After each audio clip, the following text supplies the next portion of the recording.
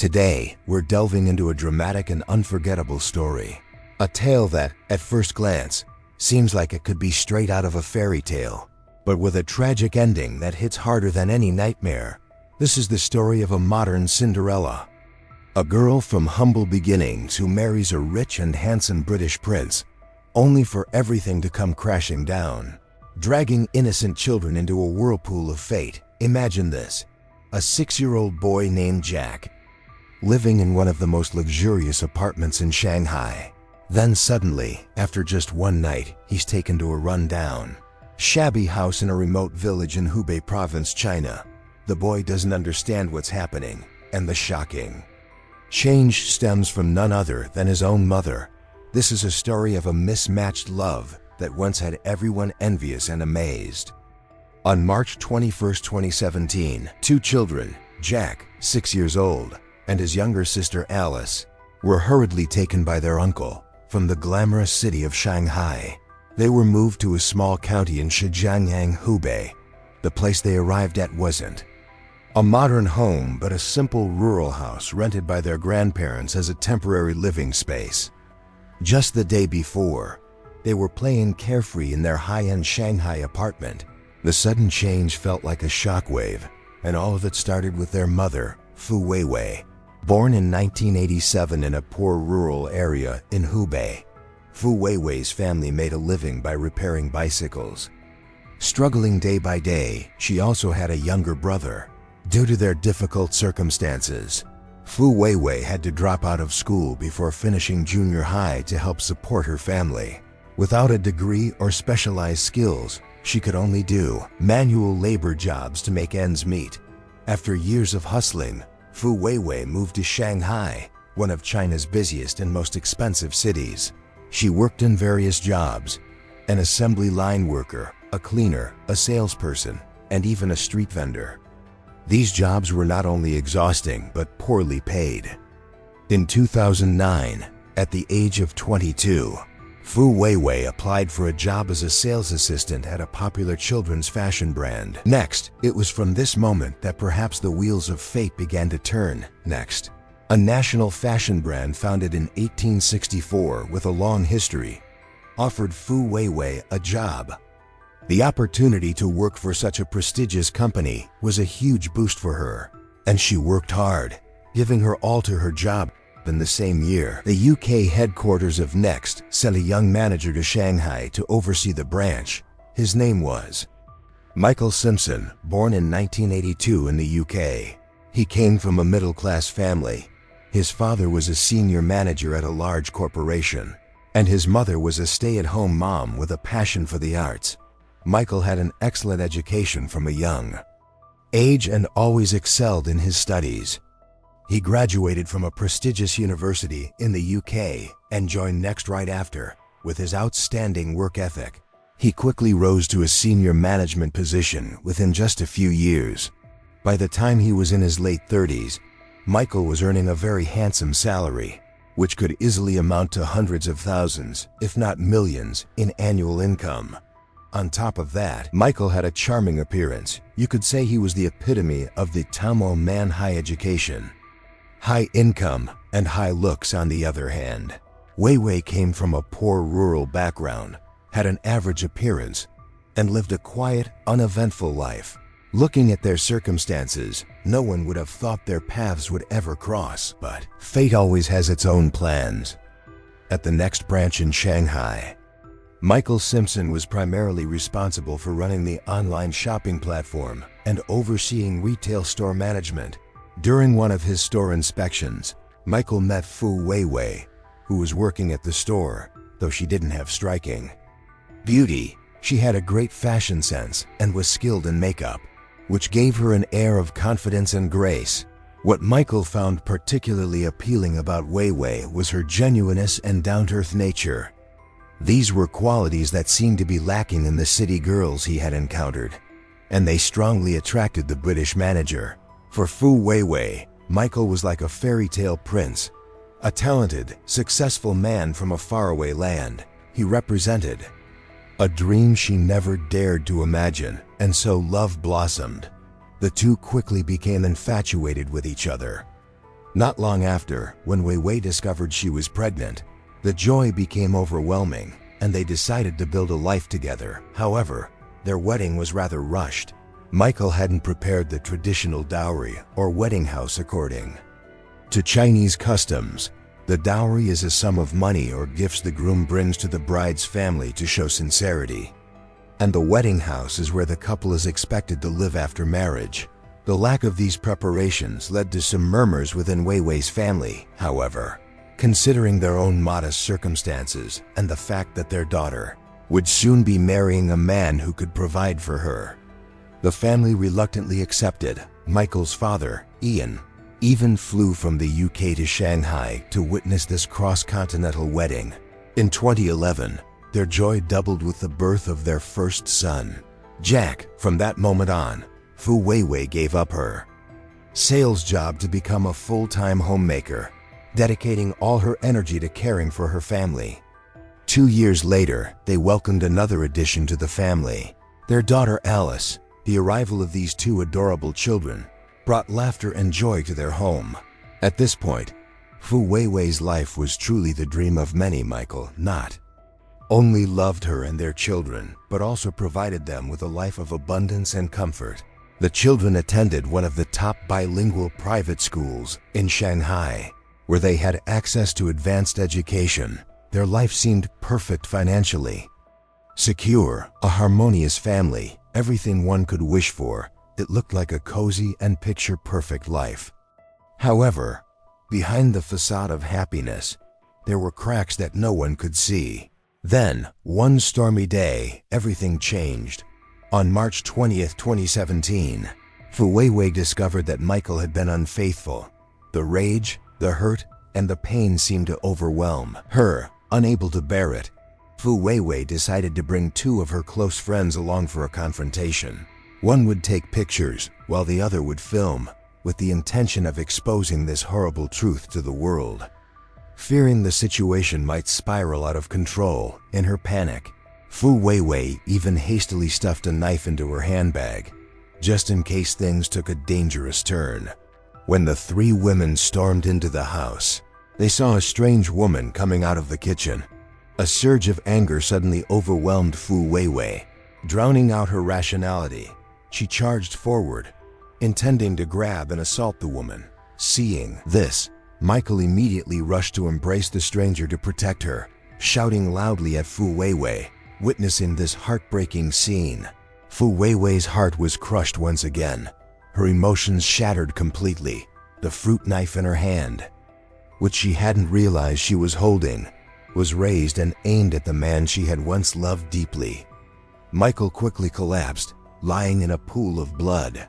The strange woman in the house was also severely injured. As for Fu Weiwei, she collapsed onto the floor, her soul lost. Upon receiving the emergency call, the police arrived at the scene. They sealed off the area, gathered evidence, and took those involved to the station for questioning. What was most heartbreaking, however, was the image of the two innocent children, Jack and Alice. While this horrific tragedy unfolded, the children were still peacefully asleep in their room, completely unaware of the storm that was about to shatter their family. The life that had seemed so perfect, so idyllic, was torn apart. In a single night. By now, many of you might feel a sense of injustice, even outrage. You may ask, how could Michael bring his mistress into their home? Why would he protect her in front of his wife? No wonder Fu Weiwei was so furious. But is the truth really that simple? Have we seen the full picture yet? Let's recall one crucial detail. Fu Weiwei and Michael's relationship developed very quickly. They rushed into marriage without truly understanding each other, without realizing the deep differences in their personalities and life philosophies. Only after a few years of living together did these underlying conflicts begin to surface. To provide his wife and children with the best life, Michael had almost become a workaholic. He buried himself in his work at the company every day, but no matter how busy he was, Michael always tried to balance his career with family life. Every evening, he made sure to come home on time. He spent time reading fairy tales to his children before bed, holding their hands until they fell asleep. Whenever he had free time, Michael would take the kids on trips, allowing them to explore the world and broaden their horizons. Not only that, but he also made time for private moments with his wife, frequently sharing sweet images of their family life on social media. For Michael, marriage and family were the center of his life. He had done everything he could to be a good husband and father. However, on the other hand, after marriage, Fu Weiwei underwent significant changes, especially after having 2 children. She was no longer the hard-working, simple girl she once was. Perhaps due to the years of deprivation in the past, she began to crave a more luxurious life. Fu Weiwei gradually became someone who pursued a materialistic and indulgent lifestyle. After the birth of Alice, Fu Weiwei began shopping for luxury goods without control. She frequently visited bars late into the night, even leaving the responsibility of caring for their children to her busy husband. For Michael, the growing financial burden was overwhelming. The high tuition fees for their children at an international school, combined with his wife's extravagant spending, created enormous financial pressure for the family. He had repeatedly advised his wife to save money and control her spending. But Fu Weiwei seemed to ignore all his advice, becoming more reckless with each passing day. This led to frequent arguments between the couple. During one heated argument, Fu Weiwei threw a bowl at Michael. The bowl struck him, leaving a deep scar on his forehead. Later, when the couple visited Michael's family, his father Ian also noticed that his daughter-in-law had an odd personality, always thinking only of herself. She would sit on the couch, fiddling with her phone, never initiating any conversation with other family members. She had also completely handed over the responsibility of caring for the children to Michael. When Ian saw the scar on his son's forehead and learned it was from Fu Weiwei, he advised Michael to reconsider the marriage. The vast differences in their outlook on life and personalities were causing their relationship to unravel. In 2015, Michael officially filed for divorce. However, Fu Weiwei refused, as she had worked so hard to rise from being a simple saleswoman to becoming the wife of a senior executive, living in luxury and receiving admiration from many people. Moreover, after marrying and dedicating herself to raising their children, Fu Weiwei had nearly lost all contact with society, no longer able to earn a living and fully dependent on Michael's finances. For her, divorce meant losing everything. In that deadlock, Michael offered a separation agreement. The two would live apart. He drafted a contract stating that he would have custody of the children, and Fu Weiwei would have the right to visit them regularly. Additionally, Michael promised to provide her with monthly financial support. Realizing that both of them needed time to cool off and reflect, Fu Weiwei eventually agreed to the separation. After the separation, Michael seemed much more at ease. The proof of this was that from 2016 until his death, he continuously posted many pictures on social media with his children. These were joyful moments at Disneyland or when the family visited their home in the UK.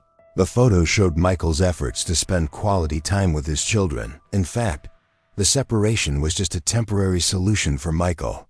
According to Chinese marriage and family law, if a couple has been separated for more than 2 years due to emotional strain, this can often be used as legal grounds for divorce. It seemed that Michael viewed this period of separation as a stepping stone toward an eventual official divorce. However, Fu Weiwei clearly interpreted the separation very differently. She saw it as just a temporary phase, believing there was still a chance for reconciliation. She didn't realize that Michael had completely lost faith in their marriage. What's worth noting is that after the separation, Fu Weiwei became even more indulgent. She continued pursuing a lavish, hedonistic lifestyle, showing no signs of self-reflection or awareness of the issues in their marriage. The contrast in their expectations and mindset after the separation created a volatile situation. And when a third party entered the picture, the conflict escalated dramatically, leading to a tragic outcome. In 2017, when the murder occurred, Michael and Fu Weiwei had been separated for nearly 2 years. According to Chinese law, Michael could have filed for official divorce at that point. However, another woman entered his life at the most inopportune time. Her name was Lin Jing. Unlike Fu Weiwei, Lin Jing was a sea turtle, meaning she had studied or worked abroad before returning to China. She was a senior manager who had just returned from the UK. Highly educated, with a good income, and socially well matched to Michael's status, the two met through work and got along very well. Michael expressed his desire to take their relationship further, but Lin Jing declined when she learned he was married. Michael explained that his relationship with his wife had deteriorated. They had been separated for nearly 2 years, and he would soon be divorcing Lin Jing, who was not only smart and capable, but also very fond of Michael's children, often spent time playing with them. The children, still young, grew very fond of Lin Jing to Michael. Lin Jing seemed like the perfect partner. She could not only share the pressures of life with him, but also provide emotional comfort. He planned that, after completing the divorce with Fu Weiwei, he would build a new family with Lin Jing and start a fresh life. However, Michael's beautiful plans never came to fruition. They were completely destroyed by the storm of fate, and the aftershocks of this storm didn't just stop at the murder case. It also sparked considerable public attention in both China and the UK regarding a very sensitive issue: the custody of the 2 children of mixed descent. The very next day after the murder, Fu Weiwei's brother quickly took Jack and Alice back to his hometown in Nanzhuang, Hubei, leaving them in the care of their grandparents. The grandparents arranged for the 2 children to attend a local elementary school in the village. However, the educational system in this rural school was vastly different from the international education Jack and Alice had been accustomed to back in Shanghai. This sudden change made it very difficult for them to adapt, and at times they even refused to go to school. Moreover, the grandparents' house was a dilapidated, old rural house with very limited living conditions since there weren't enough rooms. Jack and Alice had to share a bedroom with their cousin. This made their living situation cramped and uncomfortable. During this time, Ian Simpson, Michael's father, made several attempts to contact Fu Weiwei's brother, hoping to discuss the children's custody with the family. However, all his efforts went unanswered. It is known that Ian even created a photo album capturing Michael's childhood moments, hoping to send it to the 2 children to ease their longing for their father. However, this photo album was kept by Fu Weiwei's brother and was never shown to Jack and Alice. Later, Fu Weiwei's family remained silent in response to Ian's attempts to contact them. It wasn't until just before the trial that they suddenly reached out to him.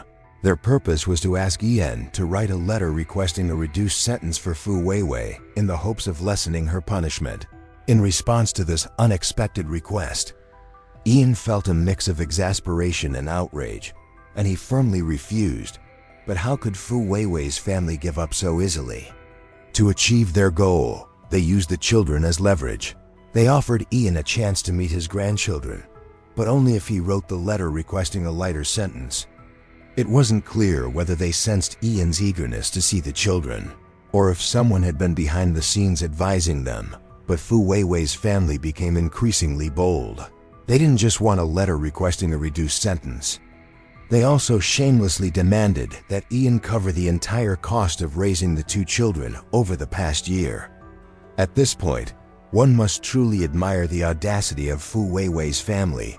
When Ian, full of love, had tried to contact them to ask about his grandchildren and arrange to meet them, they had ignored him. Now, when they needed a favor, they showed their true colors, demanding even more without any shame. Clearly, their character was deeply flawed. Ian, the elderly man, felt a mixture of disbelief and anger. He retorted sharply, "Did you forget who killed my son?" Indeed, if they hadn't mentioned it, one might have thought Fu Weiwei was the victim in this situation. How could they, despite having no reason, still argue for the upper hand in this way? And what made people even more furious was the terrifying truth that Ian would later uncover. Fu Weiwei's family had poisoned the minds of Jack and Alice. With false information, they told them that their father, Michael, had returned to the UK and no longer cared for them. This action was truly ruthless. It wasn't just murder, it was the murder of their hearts. It destroyed the image of their father in the fragile minds of these children. Faced with this heartbreaking situation, Ian and his wife, thousands of miles away, felt both physically and mentally exhausted. They realized that if they didn't compromise, not only would they lose custody of their grandchildren, but the image of their father in their hearts would be completely distorted. Out of love for his grandchildren and the unbearable pain of losing his son, Ian pushed aside his overwhelming grief and ultimately agreed to write the letter requesting a reduced sentence. According to the initial agreement, Ian would write the letter to help Fu Weiwei's sentence be reduced to 25 years. In return, he would pay Fu Weiwei's family £10,000, around 300 million VND, to cover the costs of raising the two children over the past year. However, the condition was that he would then be allowed to take his grandchildren back to the UK. But as expected, during the proceedings, Fu Weiwei's family went back on their word. They refused the agreement. The reason they gave, of course, was not because they felt sympathy for the children, but because they thought the amount of money was too little. Immediately, they presented a new price. First, they demanded that Ian ensure he would bring the two children back to China every year to visit their family. Second, and more importantly, they demanded that Ian pay a huge sum of £62,000, around 16 billion Vietnamese dongs, to buy full custody of the two children. Faced with these unreasonable and clearly exploitative demands, Ian was stunned. He realized that Fu Weiwei's family was taking advantage of his love for his grandchildren to extort money. After much thought, Ian resolutely rejected their financial demands and, of course, also refused to write the letter requesting a reduced sentence. On May 9, 2018, the Shanghai Intermediate People's Court issued a verdict. Fu Weiwei was convicted of intentional murder and sentenced to life in prison, with no possibility of parole or sentence reduction until 2035. Additionally, she was ordered to pay over £150,000, around 525 million VND, in compensation to Michael's family. She also had to compensate Lin Jing, the victim, with over 290,000 RMB, approximately 115 billion VND. With that, the murder trial came to an end. However, the battle for custody of the two children continued. After the verdict, Ian continued his travels between the UK and China. He filed a lawsuit at the Shenyang Intermediate People's Court, hoping to gain custody of his grandchildren. He couldn't understand why, as the victim's family, he found himself in such a passive position in this matter. Throughout this time, Ian had spent at least £100,000, around 3 billion VND, on litigation costs, round-trip flights, accommodation, travel, and other expenses. However, for the following year, Fu Weiwei's family continued to resist. They refused to allow Ian to meet his grandchildren and only agreed to give up custody if they received the full amount of money they demanded. On July 28, 2018, British Foreign Secretary Jeremy Hahn was preparing for a visit to China. At this time, he received an email from Ian Simpson, Michael's father, asking for his help in securing custody of his grandchildren in China. The email requested that Hahn forward the plea to the appropriate authorities. Hahn quickly responded and agreed to provide support.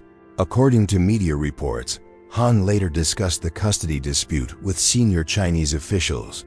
The Chinese side indicated that, provided it did not interfere with the independence of the judiciary, they would assist Ian in resolving the issue. In mid-October 2018, the Nanzhuang People's Court in Hubei Province held a hearing for the cross-border custody dispute. After the hearing, both parties signed a settlement agreement outside of court. According to the agreement, Ian's family would pay Fu Weiwei's family £9,000, around 270 million VND. This amount was seen as compensation for the care of Alice, as well as for travel and long-distance communication expenses for future visits between Jack and Alice. Fu Weiwei's family, represented by the children's grandmother, signed the agreement to relinquish custody of 6-year-old Alice. As for 8-year-old Jack, he would remain in his grandparents' care in Nanjhuang. After the agreement was signed, Ian shared with the media that the result was not perfect. He felt sad that he couldn't bring Jack back to the UK, but still, being able to bring Alice home was better than not bringing anyone back at all. Despite the countless pangs of guilt and hesitation in his heart, Ian knew that this might be the only viable option at that time. On December 26, 2018, at a hotel in Nanjhuang, Hubei, Jack and Alice had an emotional farewell. Jack, the older brother, cried out, unwilling to let his younger sister leave, no matter how painful it was.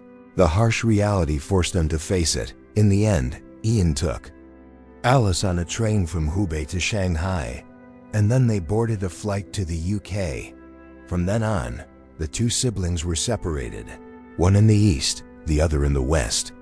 The reason Fu Weiwei's family insisted on keeping Jack was because they hoped Alice would take care of her mother when she was released from prison. It was a heartbreaking conclusion that was hard to move past because after the incident, Fu Weiwei's family showed no signs of remorse. On the contrary, they calculated their next steps extremely shrewdly, using the future of the children as bargaining chips. Slowly but surely achieving their objectives, their actions not only tarnished the reputation of a family in China, but also cast a dark shadow over international marriages. Looking at Fu Weiwei's family's behavior later, one can clearly see the deep-rooted reasons behind Fu Weiwei's extreme actions. As Ian shared in an interview, "I don't hate Weiwei, honestly. I feel more anger toward her family." Back in the UK, Ian found a Chinese-speaking individual to gently explain to Alice the situation with her parents. He told her that her father had passed away and her mother was in prison. Alice innocently asked why her mother did such a thing. Ian explained that sometimes people do wrong things out of anger and impulse. He tried his best not to tarnish her image of her mother in the child's tender heart. At the same time, Ian learned that Fu Weiwei's family had told Jack the truth about Michael's death. They had even taken Alice to visit Fu Weiwei in prison twice afterward. Although the siblings still kept their weekly video call routine, Fu Weiwei's family refused to honor the settlement agreement. They did not allow Jack to visit the UK to reunite with Alice during the holidays. Ian initially wanted to use the law to enforce the agreement, demanding that Fu Weiwei's family stick to their word. However, this would cost him £20,000, around 600 million VND, and would take at least a year. Furthermore, even if legal measures were taken, there was no guarantee that Fu Weiwei's family would actually follow through. Nevertheless, Ian did not give up on his determination to gain custody of Jack. After multiple negotiations with Fu Weiwei's family, he eventually secured the opportunity to video call Jack. During the call, he noticed that his grandson couldn't speak a word of English. When Ian showed a picture of Michael on the computer screen, Jack broke down crying, repeatedly calling, "Dad, Dad." This scene tugged at Ian's heart, and he longed for the siblings to reunite as soon as possible. In May 2019, Ian wrote a letter to Fu Weiwei's family, offering to pay £40,000, around 12 billion VND, in exchange for custody of Jack. He hoped they would use the money to ensure Fu Weiwei's well-being after her release from prison. However, this plan seemed to be rejected by Fu Weiwei's family. In August 2020, British media reported that Ian was preparing to bring Alice to China to visit Jack, but then, all information related to the two families seemed to stop suddenly. If Ian had indeed secured custody of Jack, it would have been widely reported.